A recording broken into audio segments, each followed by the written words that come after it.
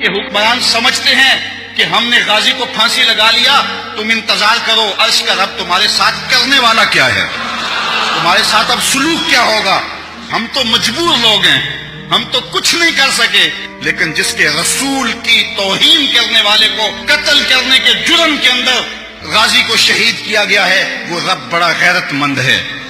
اور تم انتظار کرو، عرش کا رحمان تمہارے ساتھ اب کرتا کیا ہے، تم کہتا کیا ہے، اب باقی رہ کیا گیا ہے، اب تم انتظار کرو کہ تمہارے ساتھ رب کرتا کیا ہے اور تمہارے ساتھ حال کیا ہوتا ہے۔ تم رسوائی اور ذلت کے اس مقام پہ پہنچو گے اور عبرت کا نشان بنو گے کہ دنیا دیکھے گی، اور تم رسوا ذلیل ہو جاؤ گے۔ اور غازی کل بھی زندہ تھا، غازی آج بھی زندہ ہے، اور اس کا نام بھی باقی ہے، اس کا پیغام بھی باقی ہے۔ اور یہ بھی سن لو کہ غازی اگر چلا گیا ہے، جب غازی علم الدین کو شہید کیا گیا نا، تو ایک ہندوؤں نے جلسہ کیا، کہا کہ ایک شخص اٹھا تھا، ہم نے اس کو مار دیا ہے، اب ہم جو چاہیں کریں۔ تو ایک مسلمان جلسے میں بیٹھا تھا، اٹھ کے کھڑا ہو گیا، اس نے کہا کرو جو کرنا ہے، غازی خود گیا ہے، چھرا چھوڑ کے گیا ہے، وہ ہم نے ساتھ دفن نہیں کیا، وہ چھوڑ کے گیا ہوا ہے۔ تو یہ مت سمجھو کہ ہماری غیرت مر گئی ہے، کتنے غازی پیدا ہو گئے ہیں، کتنے لوگ تیار کر گیا، اس کے جنازے میں کتنے لوگوں کو حرارت ایمان کی دی ہے۔ تم نے غازی کو مارا نہیں، غازی کو زندہ کیا ہے۔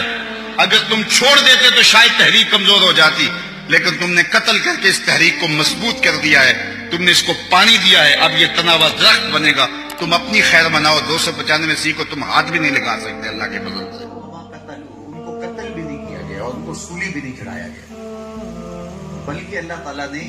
ان کو آسمان پہ اٹھا لیا۔ لیکن ان کا خیال یہ ہے کہ یہودی قاتل ہیں ہمارے پیغمبر کے، اور حضرت عیسیٰ نے کوئی جرم نہیں کیا تھا، اور یہ ان کے در پہ آزاد ہوئے، ان کو نہ صرف شہید کیا بلکہ مصلوب بھی کیا۔ بغیر کسی جرم کے وہ سولی چڑھ گئے، تو قیامت تک ہمارے آنے والے گناہوں کا کفارہ بن گئے۔ تو عیسائیوں کے ہاں ایک بنیادی عقیدہ کفارہ، اس کی نشأت ہونے لگی، اور پھر وہ ان کے عقائد کا، نظریات کا حصہ بن گیا۔ اور اب وہ کہتے ہیں ہم جو مرضی کرتے رہیں،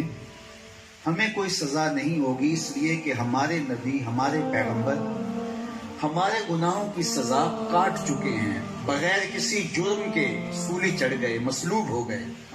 تو وہ ہمارے گناہوں کی سزا ہے جو ہمارے پیغمبر نے کاٹی۔ تو یہودیوں کا نظریہ یہ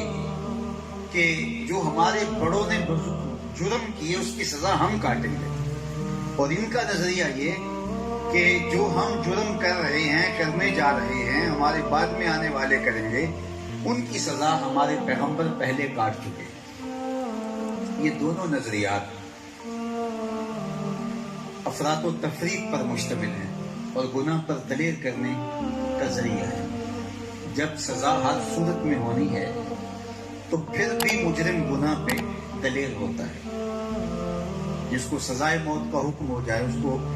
خصوصی نگہداشت میں رکھا جاتا ہے، یا جو اشتہاری قرار پا جائے اور جب کہیں ملے تو اس کو گولی ہی ماری جانی ہے، تو وہ بھی گناہ پر دلیر ہو جاتا ہے کہ جب میری سزا یہی ہے۔ بنی اسرائیل کا وہ شخص جس نے 99 قتل کیے تھے، اور ایک خام صوفی نے کہا کہ تیری تو توبہ نہیں ہو سکتی، تو اس نے کہا کہ جب میری بخشش ہی نہیں ہے تو پھر 99 کیا اور 100 کیا، اس کی گردن بھی کاٹ دی۔ تو جب انسان مایوس ہو جاتا ہے تو گناہ پہ دلیر ہو جاتا ہے، اور دوسری صورت جب اسے یہ ہے کہ میرا کچھ نہیں بگاڑ سکتا، اور میں عدالتیں خرید سکتا ہوں، کچہریاں خرید سکتا ہوں،